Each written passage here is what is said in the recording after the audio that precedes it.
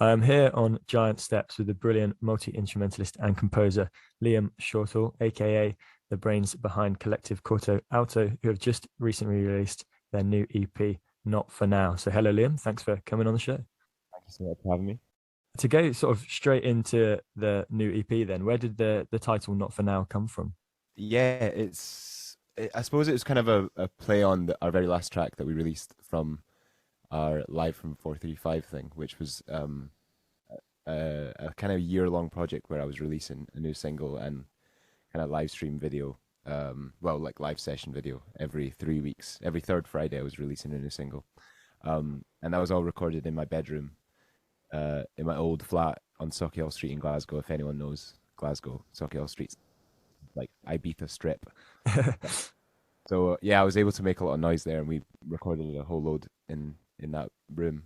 But yeah, the title "Not For Now" kind of comes from the project. Kind of started as a bit of a, I don't know, it wasn't really supposed to be a band or like a project. I just wanted to put out videos of my music because we were always like kind of playing my music, and I just like never really recording it, and I was like, oh, we'll just record it, and then I'll put out four videos of it, and I just kind of randomly decided I would release them every third Friday, and then yeah, people seem to enjoy it, so I kind of did the next four over the next 12 weeks, and then I was just like, oh, I'll just do it over a year, which was quite a mission of a of a thing to do, but yeah, so not the last track was called "Is That It," which featured Soweto Kinch, which was a total pleasure to make with Soweto. He was a total dream to work with. We released that last track called "Is That It," and I suppose "Not For Now" was like me kind of saying that it's not, because "Is That" it was called "Is That It" because I was like, oh, I don't really know if I'm going to do anything after this project, and then I was like, I got the EP offer from Worm Discs, which is like the label, not for now. And then so I kind of decided to call it that because it's not it for now, I suppose. No, answering your own rhetorical question, as it were.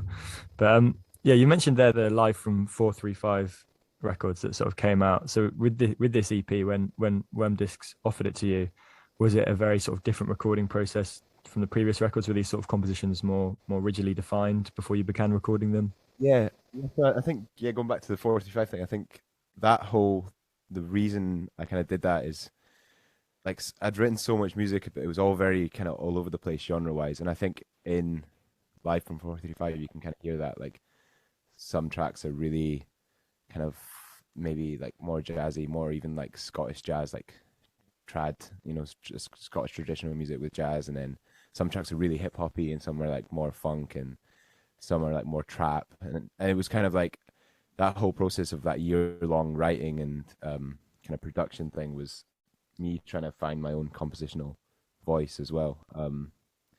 Which kind of, I think Not For Now is more of a kind of standardization of what I hear the project in the future going towards. I think it's more defined in its sound.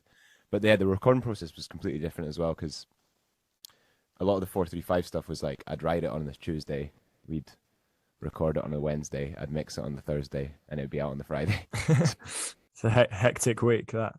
Yeah, it was like that for a year, because even in the 2 weeks I had between, I was like promoting it or like trying to and then doing like the whole distribution of it, and just like I was mixing everything, and like it was a bit of a mission. But that the Not For Now, this new EP that's just came out, that was more, definitely more of a slow process.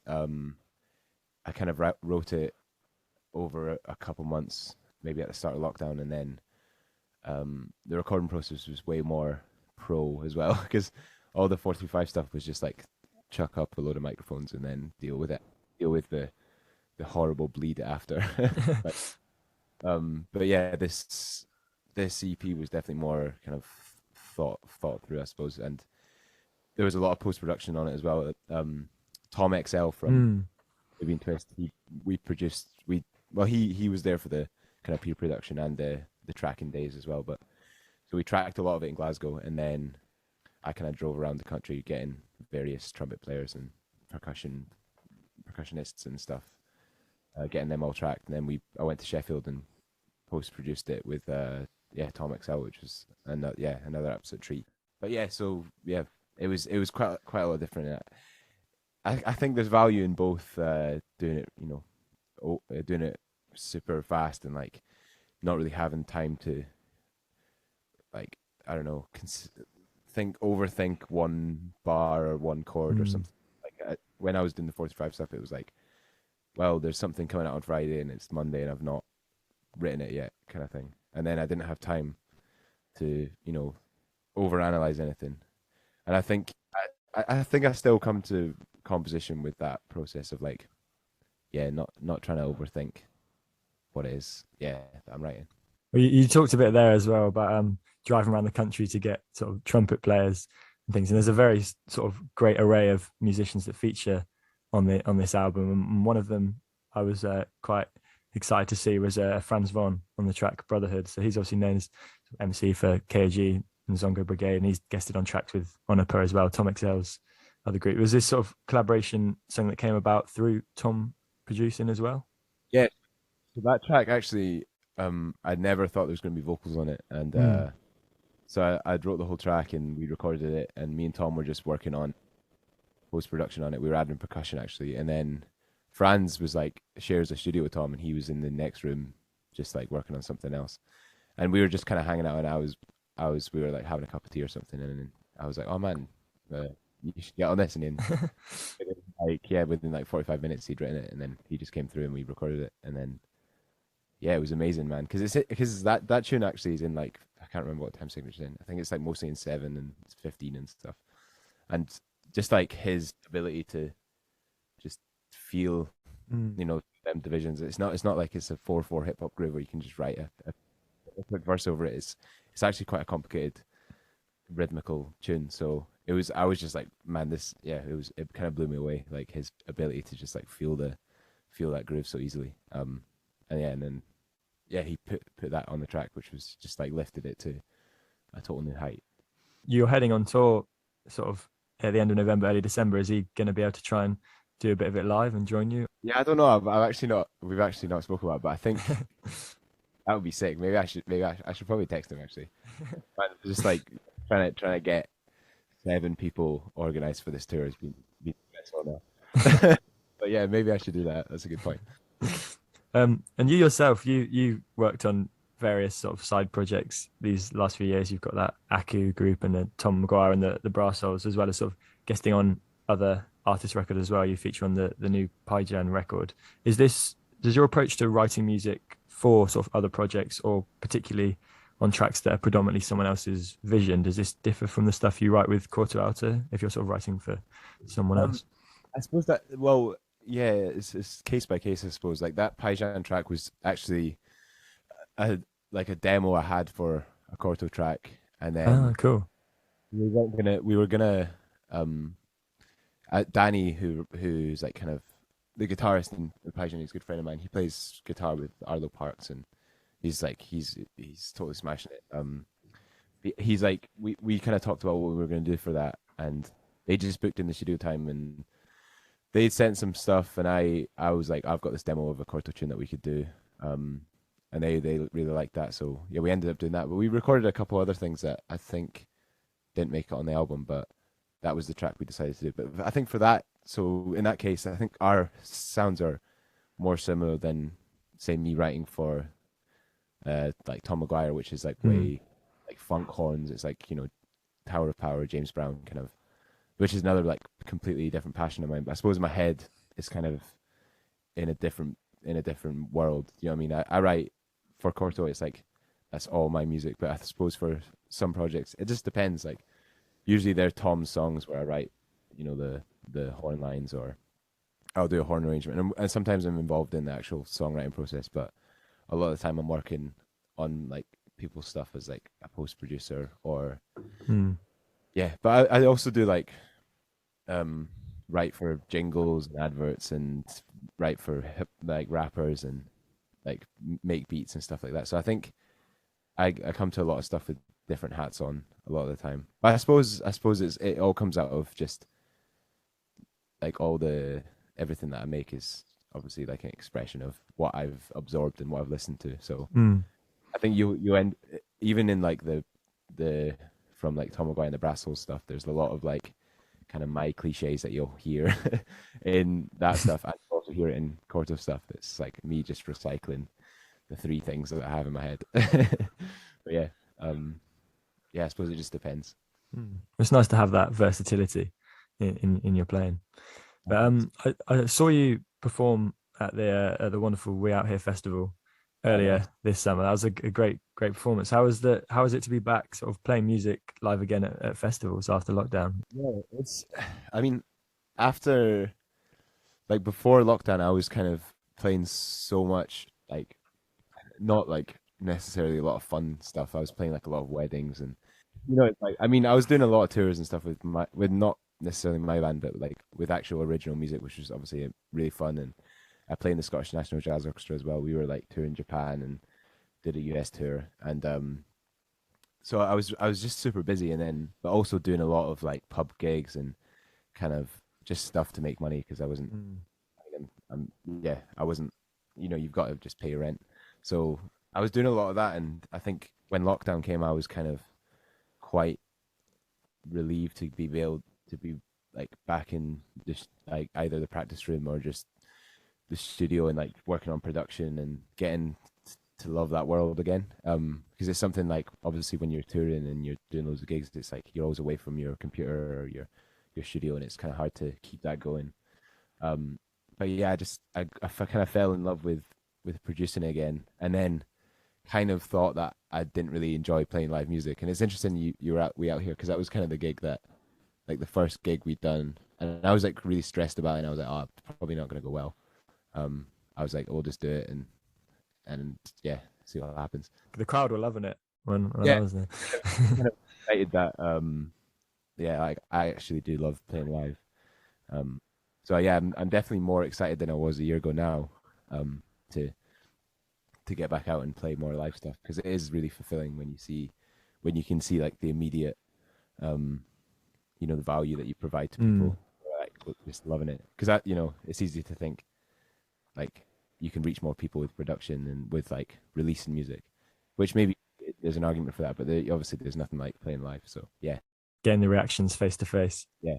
You mentioned playing sort of weddings there to sort of get the rent. Do you have to have like a very frequent wedding song you often have to perform? What's the most common thing you're asked Well, to play? actually, after after like doing that path that I kind of just described of like falling kind of out of love with playing live music from doing so many brutal wedding gigs. I've kind of decided after lockdown that I quit playing weddings and I quit doing all that stuff. So I've thankfully not had to do that. No I'm more.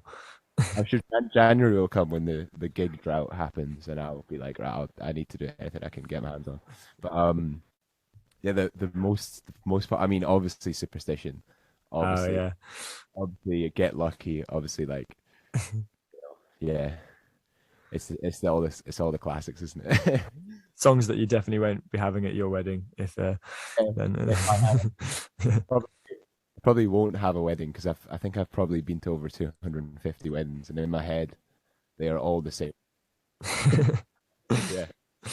Something else I wanted to talk to you about actually, sort of going back to We Out Here Festival, was another sort of little performance I saw you do was when you lent a hand to the Tomorrow Warriors Jam in one of the smaller tents at the festival, sort of performing alongside some very talented younger musicians. So how important a role do you think sort of these organizations have in the UK jazz scene? Mars Warriors are awesome. I remember actually I was in because I grew up in South Scotland in a place called Dumfries, and there was Dumfries Youth Jazz Group, which is kind of a lot of like jazz musicians now that are like in their career kind of came through that. And I remember we did Cheltenham Jazz Festival, like a little, I think it was a competition, kind of youth competition, and Tomorrow's Warriors were there, and I was just like, that's the first time I've ever heard of them. I was maybe like 14 or something. I was like just absolute. I think Dylan Jones, the trumpet player in Paijan, Yeah. he was on it, and yeah, obviously it's the first time I ever seen him play, and I was just like, yeah, it was just ridiculous how like mature that the young musicians now are, yeah, are. And I think it's something I notice now as well, especially at that jam. It's just there's like 17, 18-year-old people who are just like they just sound so amazing and they're absolute kids. I think yeah, it's so important. I know that Dumfries Youth Jazz Group was like is the reason I and a lot of other people from around there play jazz now. Um, and it's yeah, it is so important. But that jam, I think that was the Sunday after a quite heavy festival, so I don't think I made the best impression. No, that was good. It was good fun, that jam. I enjoyed it. Yeah. Um, to go back into sort of your own sort of musical beginnings then as a kid, you sort of mentioned growing up in Dumfries there. How was it that you actually got into that jazz group and sort of playing music in general and the trombone? Yeah, well, I always like my parents were not musical at all. My friend Laurie, who was like lived around the corner, he got a guitar when I think we were about 9 or something, and I thought we were always kind of very like when you're a young man, you're kind of competitive, and I just thought he played guitar, and I was like I want to play guitar, so my parents got me a guitar, and I was one of these kids that just had different phases. I'd like get a BMX and like ride it, and then get like a pogo stick and use it for like just dumb stuff. And then I think my parents were like, "Oh, it's just another phase." But I ended up really falling in love with playing guitar, and like from a quite young age, and I was just like transcribe. I was like always playing music by ear. Although my guitar teacher taught me how to read music, so I was kind of doing both them things, like reading music and um, yeah, like transcribing like Dire Straits and Smoke on the Water, stuff like that. And yeah, and then in when I was about 12 in school, maybe it was before that. I think I was about 10 in school. We got the option to play. We like our whole class got the option to play an instrument from this scheme called Sound Start, which I think was like trialed in our year and then never happened again. So and I chose we got to pick three instruments, our preference of our top three instruments, and I think I chose like tenor sax, alto sax, trumpet, and as a reserve I chose like drums or something. Um, and then I was off sick, and I came back like 2 weeks later, and there was only one trombone left. I was like really small and fat when I was a kid, and I couldn't reach the sixth position. I think I could only because there was like 7 positions on the trombone slide, and I was too small and I couldn't reach it, and I hated it so much. And my mum was like, "What is that? Why have you got that? What?" Like she didn't even know what it was. But I think yeah, that's uh, so I really kind of disliked it at the start, and then but I think, yeah, like you say, from the various like the kind of encouraging schemes that were going on at the time, like there was a youth brass band that I went to after I'd played for a year. I kind of was like, oh, this is kind of cool. I went to a youth brass band, which is like obviously great for like technique and like kind of Mm. clap trombone playing. And then got into the jazz band. And I think just out of trombone being like way less common than playing guitar, I think I just kind of fell into it a bit more. Because I think the ratio obviously of trombone players to guitar players is quite drastically different. So I think there's more opportunity. Maybe there's definitely less gigs for trombone players, but I think the overall no, there's still like 4 trombone players in a big band, and there's 5 sax players and 4 trumpet players. So it's like I think there's more opportunity for maybe trombone and trumpet. Um, yeah, so just yeah, kind of just fell into it like that, and I think out of that class, I'm the only one that still plays. So maybe that's advice for anyone that hates their instrument now. Maybe that's a good sign. I don't know. But yeah. Yeah. Maybe it was fate. It obviously was that you were sick and the trombone chose you. Seems to be. Here on Giant Steps, a question I always quite like to ask guests on the show is if you had to recommend one jazz track to someone new to the genre, what would it be and why? Oh man, I don't know. Someone new to the genre. I'm trying to think of something that's like, yeah. I think yeah, guess I think people get scared of the word jazz. I think they, I find that in kind of promoting gigs in Glasgow, it's like as soon as you put jazz on the poster, people think people in suits kind of drinking expensive cocktails and stroking their chin and going and telling people to shut up that are in the gigs. the whole movement now in the UK and probably in the world is worldwide is to try and move away from that and make it more of like a like a you know inclusive kind of all ages, all Mm. backgrounds kind of event. Yeah, kind of music. But so I suppose like we want something that is like that, but still in the world of jazz. And I think my music, I kind of call it pseudo jazz because I don't really think I think I'm too far past jazz. But I'd say there's a really great video of Roy Hargrove and Joe Fram playing "Love for Sale" at Smalls, and I remember that. I can't remember when it came out, but it's just like such a great video of them playing that standard, and it's I think like that Mm. was just like great, like bebop playing and like blues playing. It's just like yeah, awesome, and it's the kind of for me it encompasses like what jazz is, and it's just like so soulful and so like expressive and just like so free. And I think you can watch that and you'll have a smile on your face. Nice. Oh yeah, we'll check that out. That's actually the second time we've had a Roy Hargrove live track suggested as an entry into jazz. I think Jackson Method suggested his live performance of Strasbourg Saint Denis, which is another great one. Jackson's awesome as well. Big up him. Mm, yeah, but yeah, that sort of that accessibility and sort of that image of the new jazz that you're talking about is something that definitely we try to promote on the show and sort of show that it's not that scary genre that your granddad listens to. But yeah, but yeah, sort of finally then sort of we're going to play Mayday next on the show, which is a great track and it's the second single from the new EP. So could you sort of tell us a little bit about the origin and sort of conception of this track? Yeah, this it kind of started as a bit of a joke, this track, but that's why there's quite a lot of like stupid samples and stuff in there. I think it's just I kind of started with that kind of bass line riff thing. And then kind of piled all my friends onto it. So there's like there's like 25 people on that track, but and there's like in the guitar solo it's my friend James. He's our guitarist and he's like a really good dear friend of mine. And we were in the studio. You'll hear it like after my trombone solo, I scream because I just was like, oh, that's not the one. And then in his guitar solo, he plays like the most rancid note. And then I actually got all our friends and all his family to send me voice memos of them booing, and I put it all on the track. So if you hear the guitar solo, there's like one note right in the middle, and if you hear carefully, you can hear like loads of people going boo boo.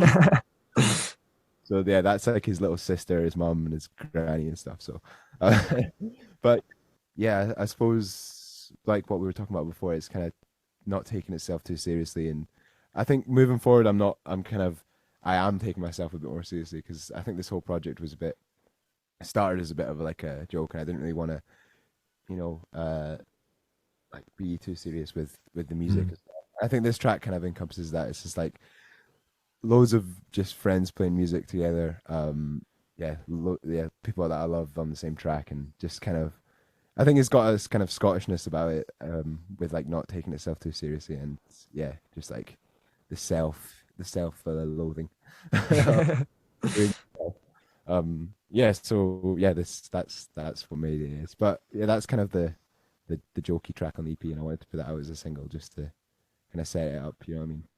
Awesome. Well, yeah, we'll play that in just a second. But yeah, thank you very much for coming on the show and talking to me. Thank you so much for having me, man. It's been a pleasure. It's been a pleasure as well. But yeah, corto.alto's new EP for everyone out there, Not For Now, is out now. A great listen. Go check it out.